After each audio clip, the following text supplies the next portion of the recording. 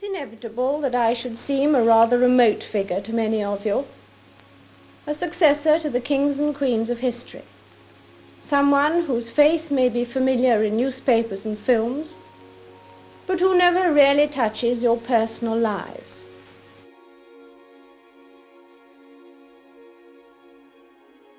In a way, I didn't have an apprenticeship. My father died much too young, and so it was all a very sudden kind of taking on and making the best job you can.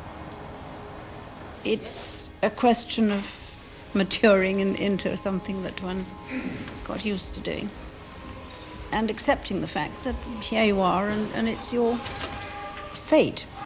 It is very simple. I declare before you all that my whole life, whether it be long or short, shall be devoted to your service and to the service of our great imperial family to which we all belong. My husband and I look forward eagerly to the series of visits we shall make next year in the Commonwealth, where we shall renew and extend the friendships which we value so very highly. It is extremely difficult sometimes to keep a straight face. When the Home Secretary said to me, there's a gorilla coming in. So I said, what an extraordinary remark to make, very unkind about anybody.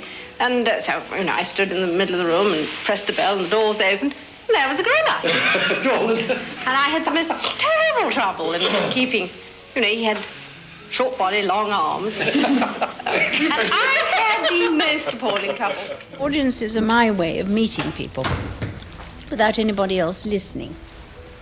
And that gives one a very broad picture of what is actually going on either in government or in the civil service. Sandringham is an escape place, but it is also a working place and a commercially viable bit of England. I like farming. It's not very easy nowadays. I like animals. I wouldn't be happy if I just had arable farming. I think that's very boring. For every year, some 2,000 come to investitures at Buckingham Palace to be honoured for acts of bravery or to be recognised for service to their fellow citizens. They come from all walks of life and they don't blow their own trumpets.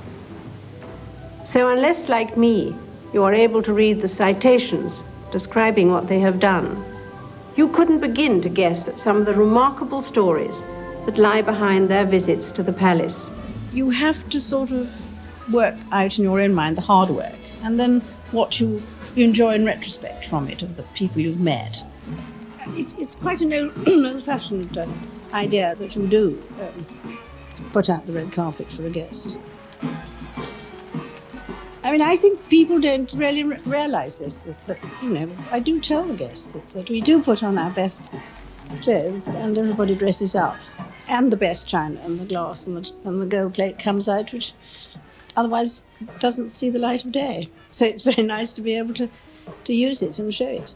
All too often, I fear Prince Philip has had to listen to me speaking.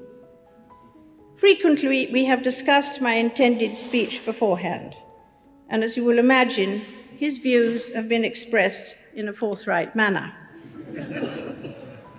He is someone who doesn't take easily to compliments, but he has quite simply been my strength and stay all these years. And I and his whole family, and this and many other countries, owe him a debt greater than he would ever claim or we shall ever know.